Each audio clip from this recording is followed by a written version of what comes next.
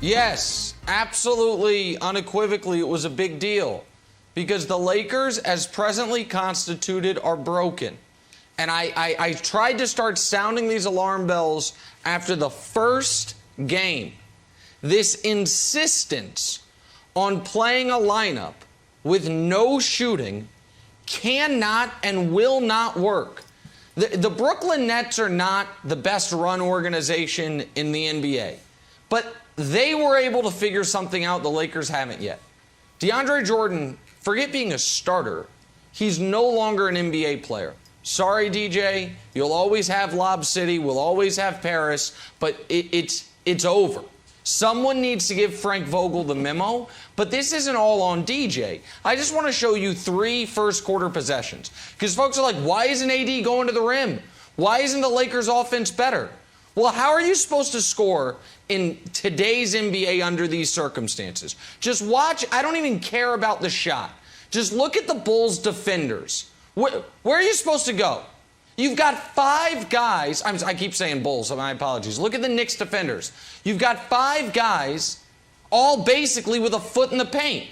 Show me the next possession. Or the next possession, again, early first quarter. Where's AD supposed to go? AD, be more aggressive. Where? You have 5 guys with a foot in the paint, 1 guy who then goes out because THT goes up to the top of the key. Show me the next possession, which literally in this sequence is the next time the Lakers have the ball. What? Look at this. What are we even talking about? It is the opposite of what the Warriors experience, Broussard, where you have a true gravity pulling guys out. This is the Lakers offense right now has the mass of a black hole. It sucks everything to the inside. And so there's nothing for you there. And so you can't play Russ and DeAndre and Anthony Davis at the same time. You got 3 guys out there who none of them get any respect from 3. It can't happen. Lakers keep doing it, keep digging themselves giant deficits, and then trying to claw out of it. It's ridiculous. Well, look, Nick, I think to your point, and I've said from the get-go, and we heard in the preseason, Anthony Davis is going to play center, and we all thought that was a great idea. Yeah, he should be playing center. There's no reason he can't play center in today's NBA. They should go small. We know they tried it earlier, and now they've gone back to playing DJ and playing Dwight a lot. And I think, Nick, it's because they understand that they have problems guarding the perimeter, right? They have problems guarding smaller and faster teams. And that's why they're ranked 20th in the league in defensive efficiency. That's why they allowed the Knicks to shoot 44% from 3 last night. Emmanuel quickly hits 4 3-pointers in the fourth quarter to lead them to victory. Yes, Emmanuel quickly. All right. And I think they're saying, look, we're going to counter that by playing big. When they won the championship in the bubble, playing big at times, I know AD was at center a lot, but their size also helped them. But that's faulty thinking, and I'm with you on that. They need to just go with AD primarily at center and put shooting and get spacing on the floor, especially when you have a Russell Westbrook. Now, I'm not panicking over any Lakers game that lost that doesn't involve LeBron or AD. All right, because the fact is, without one of those guys, they have no chance to win the championship. So we all understand that. But to your point, the defense is the big problem. They've been 3rd in the league in defensive efficiency the last 2 years. That's how they've been able to contend and win it a couple years ago. And if they don't get back to playing defense, whether LeBron's there or not, that your defensive consistency, your defensive effort, your defensive strategy should not fall apart if LeBron isn't there.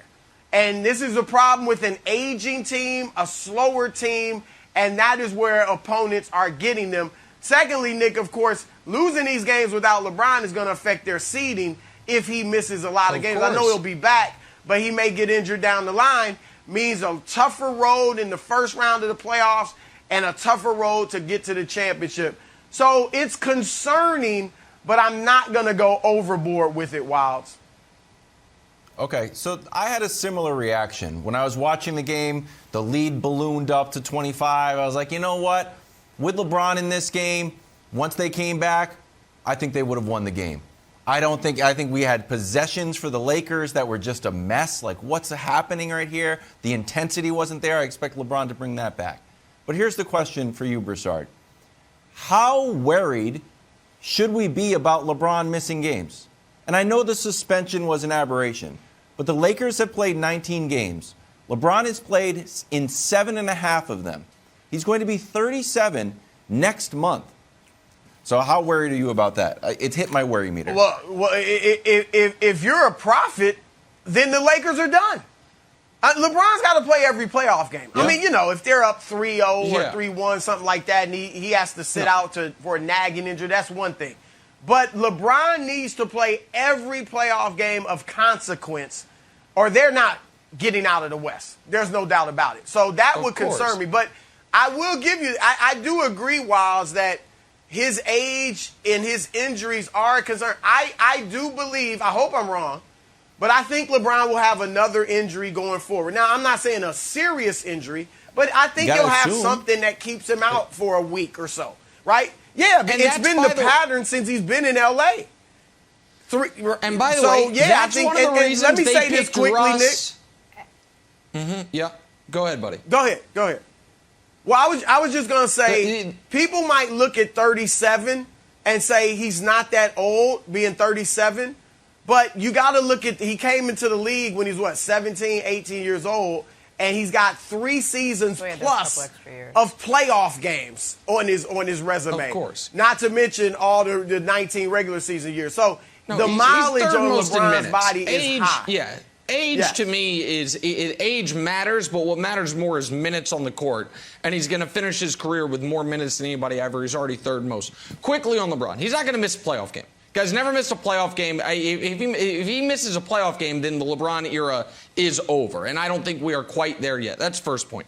Second point is, one of the reasons they traded for Russ instead of Buddy was because they anticipated LeBron was going to miss some regular season games. Russ was supposed to help carry them with AD. Thus far, that hasn't happened. And the last point to circle back, because I'm going to hammer this home. Folks, during the holiday weekend, if you're looking for something to watch with the family, I'd recommend the great film Moneyball. Better book, good film. There's a moment in there where Brad Pitt, who's the GM of the team, is so frustrated that Art Howe, played by the late, great Philip Seymour Hoffman, won't stop playing. I think it's a first baseman he doesn't like.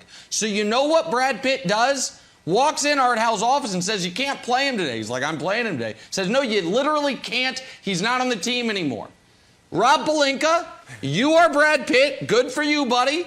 And in this situation, Frank Vogel's Art Howe. You need to walk in his office and say, can't start DeAndre Jordan. Well, sorry, listen, it's my lineup. No, literally, you can't start him because he's not on the team. He's literally not on the roster anymore. Yeah, at some point, someone from the top needs to do something the staff won't do, Jenna.